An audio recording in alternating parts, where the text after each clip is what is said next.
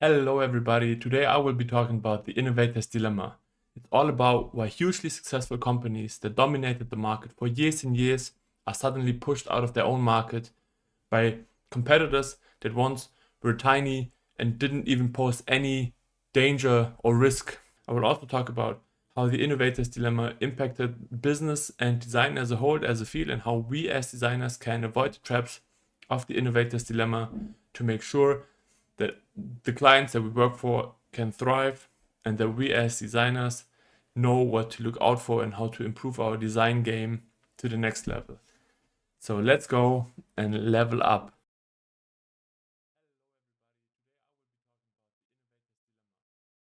All right. So the Innovator's Dilemma is based on the work of Clayton Christensen. He was a professor at Harvard, working in exactly those fields, like in technology, finding innovation, and thinking about ways for businesses to seek those innovations. And he basically wrote this book in The Innovator's Dilemma, and now it's like a prevalent concept that is taught at every major business administration course in class. And at the core of the Innovator's Dilemma is that there are two different types of innovation. One's the sustaining innovation, which is like the typical innovation that we see in most business actions happen nowadays. It's incremental work on existing products. The innovation occurs along the preferences and the feedback from existing customers and existing customer profiles. And they keep the business profitable and dominant in the market, right? It's a proven product that customers love and share and use, and that is incrementally being improved to provide a better service, to provide higher quality, to be more technologically advanced. And in comparison, we have the disruptive innovation. What we usually see is that disruptive innovation underperforms initially at the beginning, so it's not on the same level of quality output as the product of the sustaining innovation and the incremental innovation, but it starts to improve over time. And because it's like underperforming initially, it's also overlooked at the beginning and disregarded as a threat for the companies. So it usually enters in overlooked or new markets where it's not expected to happen, where there are existing players that dominate. And usually disruptive innovation is built around like mostly simple, cheap, and accessible technologies that are building a core functionality compared to like a highly finished and polished, finalized product or service. Obviously, there are much more different types of innovation, but these two are the main drivers of innovation and classes of innovation that are relevant for the innovator's dilemma. So, what's the dilemma now? So, we have established businesses that are incentivized to invest in the sustaining type of innovation, right? To listen to their market, to listen to their customers, to fulfill the needs of the customers because it's proven, it's reliable. That's where they get the most part of their income and their profit. That is basically, it only feels logical to keep feeding into those customers, into this technology that is so serving at the present time, right?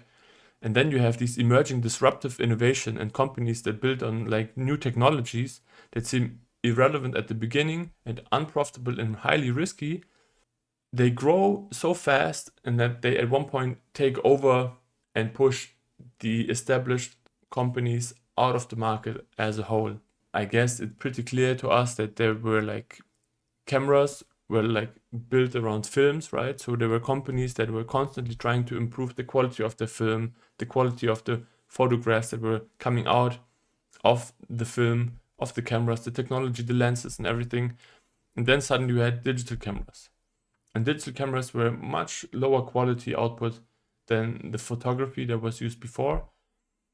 But it soon gained traction and completely pushed all the cameras out of the market. And now barely any photographer is using films compared to digital. and only like real professionals still rely, or hobbyists still rely on the value that films do have, but the mass of the market now is completely taken over by digital formats and photographing.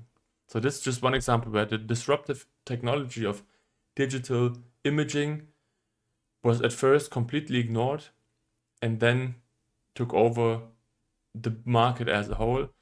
And the Kodak and Fujifilm and all these companies that were doing films back then, they didn't have an incentive to even start looking into alternative technologies, because the films was what was being sold. It was the status quo at the time. People always were relying on buying films to make pictures. And suddenly they were confronted with this new competitor in the market, and they were completely defenseless because they were operating on completely different domains and systems. So what's the solution to the dilemma? It's to separate disruptive innovation efforts from the core business and to look at disruptive innovation from a different lens, different perspective, apply different metrics of success. So it's not about profitability and how many shares, how many sales it gains, but much rather, I don't know what's relevant for digital camera, for example, how easy and usable is it for new people to do the picture taking, or you can immediately see the image that you take with digital cameras, right? So that's a huge benefit that is running on completely different metrics, different use case and different user profiles. So by making sure you don't ignore the things outside of the core business, you can also avoid being pushed out of the market as a established company. So what's the meaning of the Innovators Dilemma for industrial design? We as industrial designers, we are basically trained for sustaining innovation. That's exactly what we do every day, right? We listen to the current end user and their needs. We cater to an existing brand and to their expectations. We focus on the improvement rather than the disruption, because it's much easier, much more reliable, and we can always improve something. But we cannot be sure to be disrupting like an entire industry. It's like a huge risk also, and we're just much more used to do exactly that, just incremental improvements over time. Also, the field of industrial design is still rather slow to adaptation of digital disruptions, because we're still like surrounded by the goods. We make the things that are real in our environment and lives, right? So the digital innovations, they trickle down year by year by year, but they cannot keep up with the transformation of the digital domain as a whole. And also what we do see is that for, let's say, the most common industrial design service, the studios, they get most of their profit, most of their income is generated by working for sustaining innovation, by improving things incrementally, by working for businesses that just want to make the product better every year, bit by bit, but don't seek those disruptors. This is how the situation looks for the industrial designer. We are trained for sustaining innovation rather than being disruptive, but obviously we are still creatives, that we can still take the tools that we have to incrementally improve something and also try to disrupt. We can try to look at things differently, so we still have all the tools that we need to make the switch from sustaining to disrupting innovation, and therefore also drive completely different developments of a field and the product design. What are the lessons that we can take from the innovators' dilemmas, and how do we avoid the traps?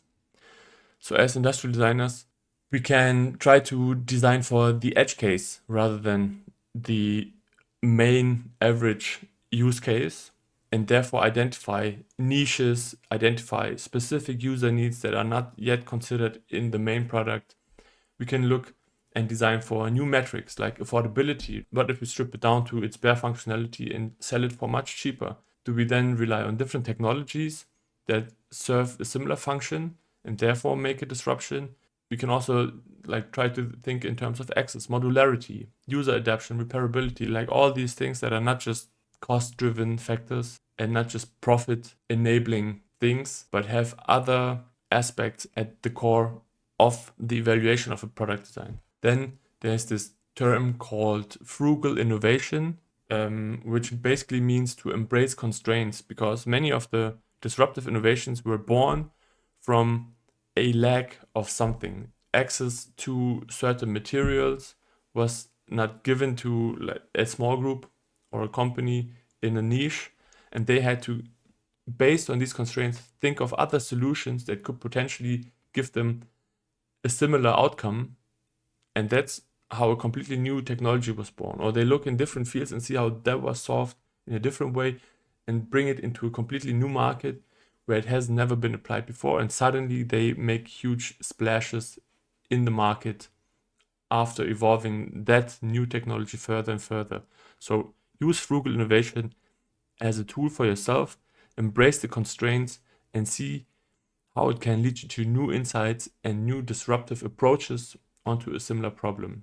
Also, as a business, it can be beneficial to remove the profitability pressure of some developments and not just have the pure focus being make money fast. There should be space for exploration in businesses, and I do think that is one of the big impacts that the Innovators Dilemma had over time.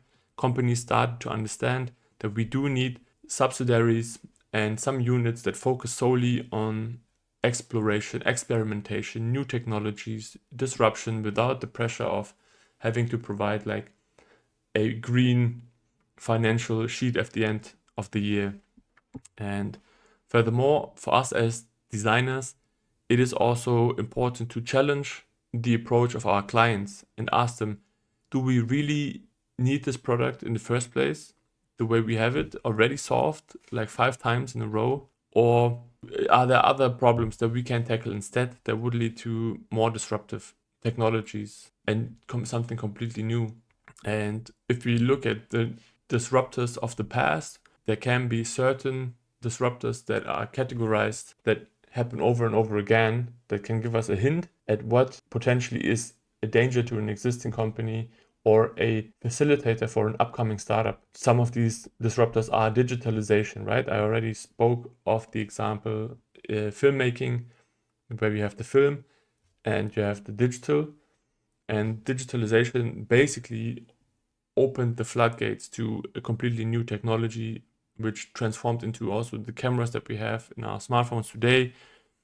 So that was a huge thing, digitalization. And we also see that in other formats like movies become more and more. Also, digitalization and compression often go hand in hand, that we have a digital format of one size and suddenly we can do a completely different kind of compression and things become more portable. Like we have the Discman, where we have to bring CDs that carry certain storage, but suddenly with MP3, the file size decreases and we can just put them on storage on a device like the iPod, and we have a completely new disruptive technology in the market.